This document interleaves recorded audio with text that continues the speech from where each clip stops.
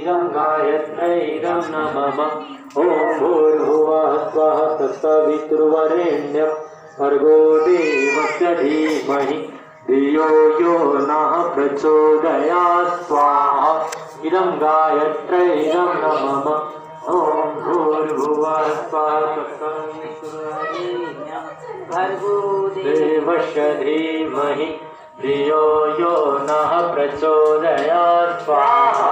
इदं गायत्र्यै इदं नमः ॐ भूर्भुवः स्वः तत्सवितुर्वरेण्यं भर्गो देवस्य धीमहि धियो यो नः प्रचोदयात् स्वाहा इदं गायत्र्यै इदं नमः ॐ भूर्भुवः स्वः तत्सवितुर्वरेण्यं भर्गो धियो यो नः प्रचोदयात् स्वाहा इदं गायत्र्यै इदं नमः ॐ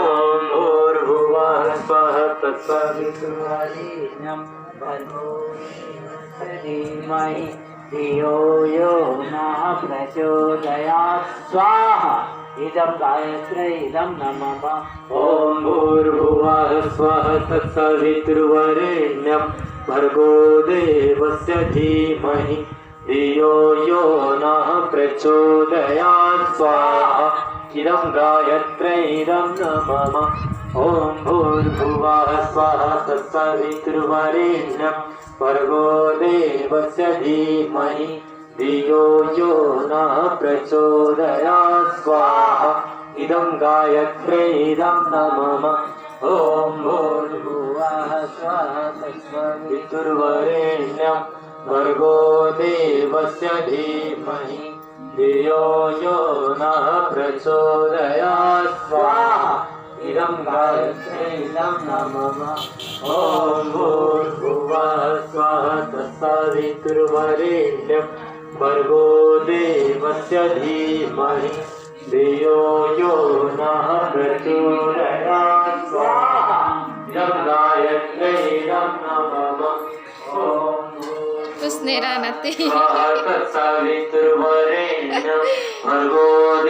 सबकी वीडियो रिकॉर्डिंग करें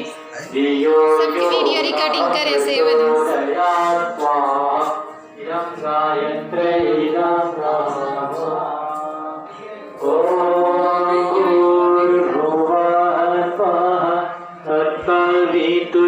तत्सवितुर्वरेण्यं